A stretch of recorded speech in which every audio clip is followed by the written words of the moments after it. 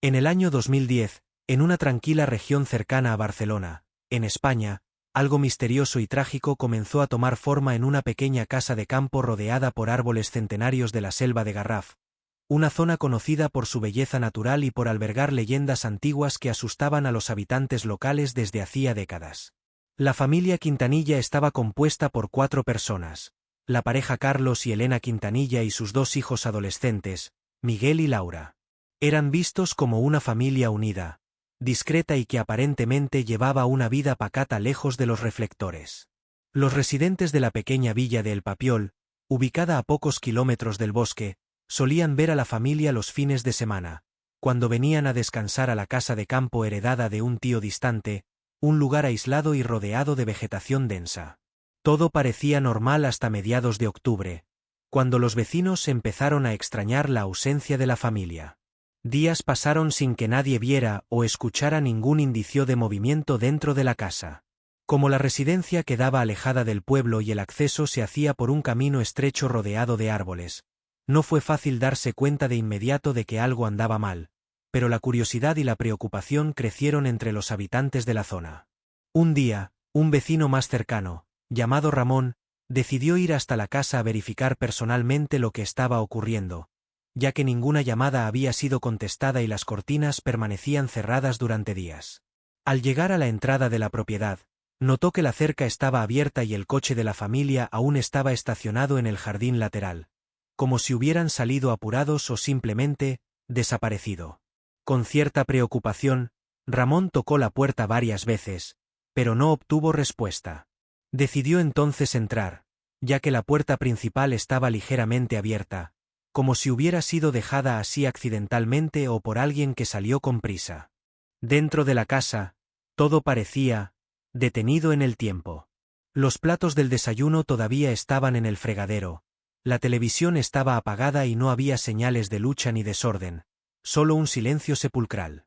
Él revisó cada habitación, llamando a los miembros de la familia, pero no encontró a nadie. Fue cuando, al abrir la puerta del sótano, sintió un olor fuerte y desagradable que lo hizo retroceder inmediatamente.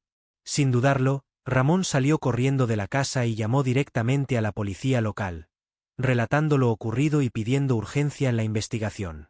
Unas horas después, un equipo de policías llegó al lugar, equipados con linternas y armas, listos para cualquier situación, aunque nada los prepararía para lo que encontrarían allí dentro.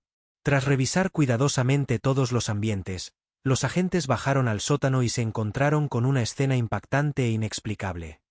Los 4 miembros de la familia estaban allí, muertos y dispuestos en posiciones inusuales, como si hubieran intentado escapar de algo o alguien. Las primeras imágenes captadas por la policía mostraban marcas extrañas en las paredes, símbolos garabateados con lo que parecía ser sangre y objetos personales esparcidos por el suelo, indicando que algo fuera de lo común había ocurrido. Ese sería solo el primer capítulo de un caso que mezclaba horror real con antiguas leyendas, y que años después llamaría la atención de 2 jóvenes curiosos y decididos a descubrir la verdad: Cristian y Juli. Cuando los policías entraron al sótano de la casa de campo de los Quintanilla, la escena que encontraron fue algo que ninguno de ellos jamás imaginó ver en toda su carrera. Ni siquiera los agentes más experimentados estaban preparados para aquello. Los cuerpos de toda la familia estaban colocados de forma simétrica en el frío suelo de piedra, como si hubieran sido depositados allí con una intención específica, casi ritualística, y no simplemente caídos tras un ataque o accidente común. Las expresiones faciales de cada uno eran de puro terror, ojos muy abiertos, bocas entreabiertas, como si hubieran visto algo tan aterrador que sus rostros quedaron congelados en ese último momento de horror absoluto. Junto a cada cuerpo había marcas hechas en las paredes con pintura oscura, algunas parecían realizadas con sangre, y en ellas podían distinguirse formas extrañas, dibujos geométricos e incluso símbolos que recordaban a cultos antiguos o rituales paganos. La policía acordonó el lugar inmediatamente y llamó a un equipo forense especializado, que llegó horas después para comenzar la investigación más profunda del caso. Durante los primeros exámenes realizados aún en el lugar, los peritos notaron que no había señales de violencia física evidente en los cuerpos, como cortes, heridas de arma de fuego o golpes, lo que hacía todo aún más intrigante. No había señales de invasión a la casa, ninguna puerta forzada, ninguna ventana rota, y las llaves del coche estaban dentro del bolso de Elena, como si nadie hubiera intentado huir o salir apurado. Uno de los agentes, que ya había trabajado en otros casos inusuales, comentó discretamente con un compañero que esa escena recordaba mucho a investigaciones paranormales o eventos relacionados con prácticas ocultistas. Mientras la policía trabajaba, los habitantes del pueblo de El Papiol comenzaron a reunirse cerca de la entrada de la propiedad, movidos por la curiosidad y el miedo de lo que podría haber pasado allí. Algunos ancianos de la región, al oír el nombre del bosque donde la casa estaba ubicada, Garraf, comenzaron a murmurar palabras como maldición, espíritus, y sobre todo, la chica del bosque. Nadie sabía explicar bien quién era esa tal chica, pero todos habían escuchado hablar de la leyenda desde la infancia, y muchos juraban que era más que solo una historia para asustar a los niños. El encargado del caso, el inspector Juan Morales, decidió conversar con algunos de esos habitantes más ancianos, con la esperanza de encontrar alguna pista o contexto histórico que ayudara a entender lo ocurrido. Fue durante esas conversaciones que escuchó por primera vez el nombre completo de la leyenda. La chica del bosque de Garraf, una figura sombría que supuestamente aparecía ante los perdidos ofreciéndoles ayuda antes de que desaparecieran sin dejar rastro. Al principio, Morales pensó que era solo superstición local, pero a medida que escuchaba más detalles, notaba ciertos paralelismos inquietantes entre la leyenda y lo que había pasado con la familia Quintanilla. Así, el caso empezó a adquirir contornos no solo trágicos, sino también sobrenaturales, y la investigación prometía revelar secretos que irían más allá del entendimiento racional.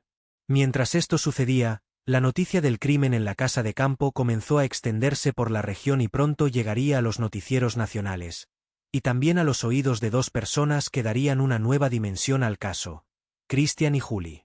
Cristian Ruiz y Juli Fernández eran jóvenes universitarios que estudiaban periodismo en Barcelona, con una pasión en común: historias misteriosas, crímenes inexplicables y leyendas urbanas con toques sobrenaturales.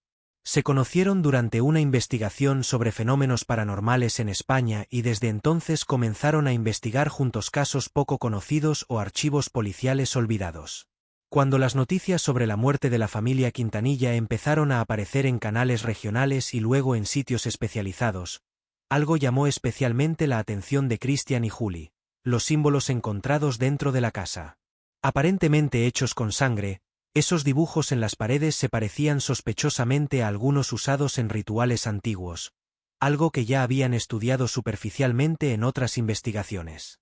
Además, la proximidad de la casa con el bosque de Garraf y las referencias a la famosa chica del bosque hicieron que la dupla viera allí una oportunidad única. Quizás estaban ante un caso real que mezclaba crimen y folclore. Cristian, más racional y metódico, creía que detrás de toda la historia había una explicación lógica, aunque compleja, y estaba decidido a descubrir cuál era. Juli, más sensible e intuitiva, sentía que había algo más, algo que no podía explicarse únicamente con ciencia o psicología. Movidos por la curiosidad y el deseo de entender qué realmente había pasado con la familia Quintanilla, los dos decidieron visitar personalmente la región donde ocurrió el crimen. Planeaban un viaje de fin de semana, llevando equipos simples de grabación, cámaras fotográficas y cuadernos de notas, listos para recopilar información, entrevistar a los residentes y explorar el lugar. Al llegar a El Papiol, notaron de inmediato el clima pesado que flotaba sobre el pueblo. Muchos evitaban hablar del caso, otros murmuraban en voz baja, y pocos tenían el valor de mencionar siquiera el nombre del bosque.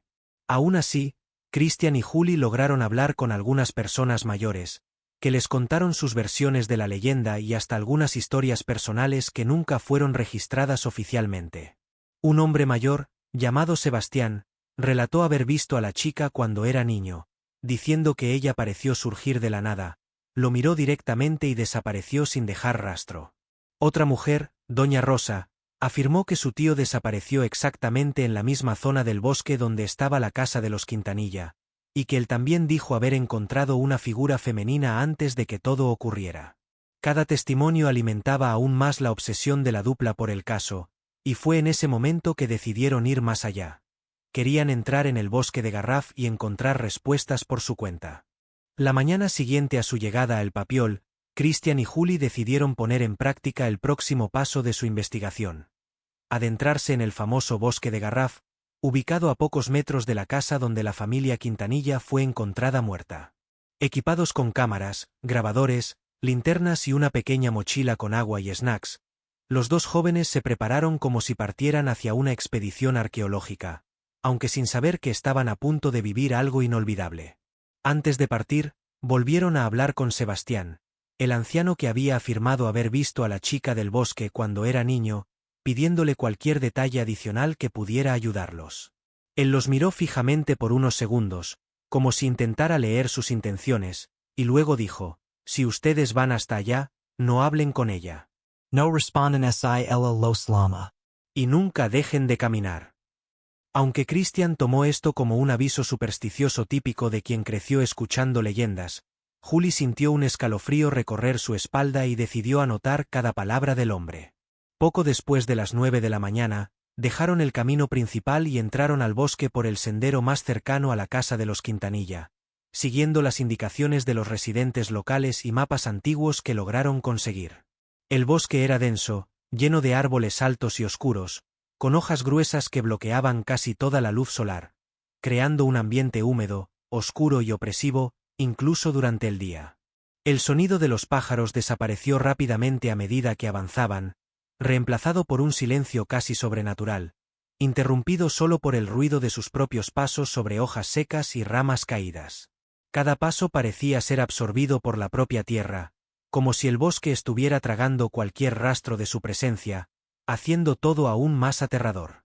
A medida que se alejaban de la civilización, Christian intentaba mantener el control emocional, filmando pequeños fragmentos del bosque y haciendo comentarios en voz baja para registrar la experiencia. Julie, por otro lado, estaba más callada, observando cada detalle a su alrededor. Las marcas en los árboles, los restos de raíces retorcidas, y sobre todo, las extrañas formaciones de piedras dispersas como si hubieran sido colocadas allí intencionadamente. En un momento dado, encontraron una clarera rodeada por círculos de piedras desgastadas por el tiempo, algunas con inscripciones antiguas que ni siquiera los expertos de la policía habían logrado descifrar. Fue allí donde Christian notó algo curioso: una marca reciente en la corteza de un árbol cercano, un símbolo similar a los encontrados dentro de la casa de los Quintanilla. Al darse cuenta de eso, Julie sintió un nudo en el estómago y susurró: ¿y si la leyenda es real? ¿Y si esa chica esté aquí? Todavía indecisos, pero movidos por un deseo casi irracional de descubrir la verdad, Christian y Julie decidieron continuar adentrándose en el bosque, sin saber que estaban siendo observados desde algún lugar entre las sombras. Cuando Christian y Julie reanudaron su camino por el bosque, una sensación extraña comenzó a instalarse entre ellos, como si ya no estuvieran solos, aunque no escuchaban ningún sonido aparte del viento suave pasando entre los árboles. Cada paso parecía cambiar sutilmente el ambiente. Los troncos de los árboles se hacían más gruesos, las sombras más largas y el suelo bajo sus pies más húmedo e irregular, como si la propia naturaleza intentara impedirles seguir adelante. De repente, Christian se detuvo. Miró a su alrededor como si hubiera sentido algo y preguntó en voz baja: «¿Tú lo escuchaste?». Julie negó con la cabeza, pero admitió que también había sentido un escalofrío recorrer su cuerpo momentos antes, como si alguien hubiera pasado muy cerca de ellos, invisible. Decididos a continuar, encontraron algunos metros más adelante lo que parecía ser una antigua clarea abandonada, llena de rocas cubiertas de musgo y una pequeña fogata apagada hace mucho tiempo. En el centro del lugar había una piedra más grande que las demás, con marcas profundas y símbolos tallados con lo que parecían uñas o una herramienta primitiva. Christian se acercó para filmar y notó que algunos de los dibujos eran idénticos a los que se habían encontrado en las paredes del sótano de la casa de los Quintanilla, y otros eran nuevos, nunca vistos antes. Julie, por su parte, tomó su cuaderno de notas y comenzó a copiar los símbolos, tratando de encontrar alguna lógica o patrón que pudiera relacionarlos con rituales conocidos o leyendas locales. Fue entonces cuando escuchó, claramente esta vez, un sonido suave proveniente detrás de un árbol cercano, casi como un suspiro, o alguien llamando su nombre. «Christian, ¿lo escuchaste?», preguntó, visiblemente nerviosa, sujetando con fuerza el cuaderno contra su pecho. Christian se dio la vuelta inmediatamente, pero no vio nada. Probablemente fue solo el viento. Pero mantengamos los ojos abiertos. ¿Sí? Poco después, mientras examinaban una pila de huesos viejos y parcialmente enterrados cerca de la piedra central, Julie sintió una ráfaga de viento frío que no coincidía con el clima templado de ese día. Al mirar hacia arriba, notó que las hojas de los árboles dejaron de moverse, como si el mundo a su alrededor se hubiera congelado por un momento.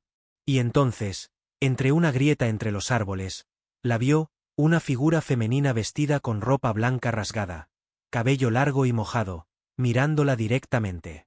Cuando Christian se dio la vuelta en esa dirección, ya no había nadie allí, solo los árboles, el silencio absoluto, y la sensación de que, de alguna manera, ya habían sido notados. La figura permanecía inmóvil en medio del camino, como si hubiera sido esculpida directamente en la niebla que subía del suelo húmedo del bosque. Vestida con un vestido blanco roto y sucio, su cabello oscuro caía sobre sus hombros en mechones desordenados, cubriendo parcialmente un rostro pálido y marcado por ojeras profundas. Sus ojos eran lo más perturbador. No parpadeaban, no reflejaban la luz, y parecían fijos en algo más allá del tiempo y del espacio. Christian sostenía firmemente la cámara, pero sus manos temblaban tanto que las imágenes quedaron borrosas, como si algo interfiriera con el equipo. Julie, por su parte, no podía dejar de mirarla. Había algo familiar en esa expresión, como si ya la hubiera visto antes, o recordado en algún sueño distante. ¿Quién eres tú?, preguntó Christian, tratando de mantener la voz firme, aunque cada músculo de su cuerpo le decía que salieran de allí. La figura inclinó lentamente la cabeza, como si estuviera analizando la pregunta, y respondió con la misma voz suave y melancólica: «Yo soy quien guía a los perdidos.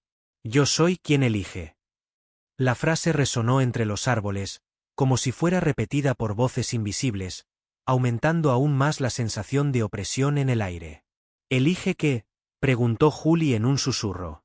La chica giró ligeramente la cabeza, como si escuchara una voz solo para ella, y luego respondió: «A aquellos que merecen ver la verdad, y a aquellos que deben desaparecer». En ese momento, el cielo sobre ellos se oscureció repentinamente, incluso sin nubes a la vista, y el viento cesó completamente, dejando todo en un silencio sepulcral. Christian sintió que su corazón se aceleraba. Quería correr, escapar de allí, pero sus pies parecían pegados al suelo, como si una fuerza invisible los mantuviera allí. Julie, por otro lado, se sentía extrañamente tranquila, como si aquella presencia, aunque aterradora, no fuera necesariamente hostil.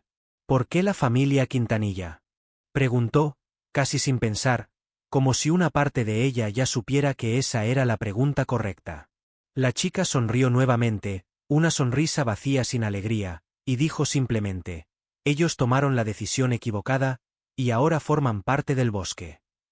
Las palabras de la chica flotaron en el aire como un susurro silencioso, pesando sobre Christian y Julie como una sentencia aún no comprendida por completo. «Esa puerta que nunca debería haberse abierto, y que ahora está abierta de nuevo», dijo la chica. Esas pocas frases parecían contener siglos de secretos, misterios y sufrimiento ocultos dentro de ese bosque. De repente, el ambiente cambió.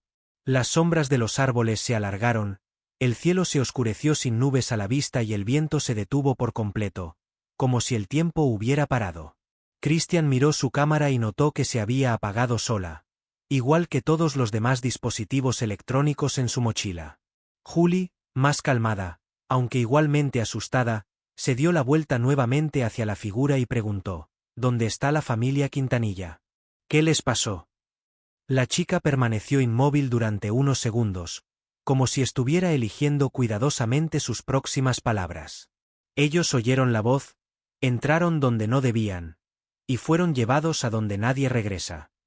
Con eso, levantó lentamente su brazo derecho y señaló un sendero casi invisible entre los árboles, cubierto de hojas y ramas caídas. Era como si indicara algo escondido desde hace mucho tiempo, algo que esperaba ser descubierto. Christian dudó, pero Julie ya empezaba a caminar en esa dirección, guiada por una fuerza que ni ella misma entendía.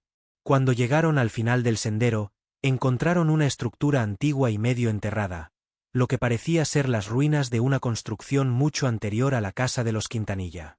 Dentro de ella, símbolos idénticos a los encontrados en las paredes del sótano estaban grabados en las piedras, y en el centro había un altar rústico rodeado de ofrendas antiguas. Era allí, el lugar donde todo comenzó. Antes de que pudieran decir nada, la figura reapareció detrás de ellos, más cerca que antes. Y esta vez, su sonrisa era diferente, casi satisfecha. Ahora ustedes saben la verdad, y por eso, nunca más serán los mismos. Si has llegado hasta aquí, probablemente estés tan involucrado en esta historia como Christian y Julie. Este caso mezcla realidad, misterio y elementos sobrenaturales que nos hacen cuestionar hasta dónde estamos dispuestos a llegar para buscar respuestas. Si te gustó este viaje al corazón oscuro del bosque de Garraf, no olvides darle me gusta a este vídeo. Suscríbete al canal y activa la campanita para no perderte nuevas investigaciones reales e historias inquietantes como esta. Y si te gustan los casos misteriosos, deja en los comentarios. Quiero ver más historias reales con toques de horror. Hasta la próxima investigación.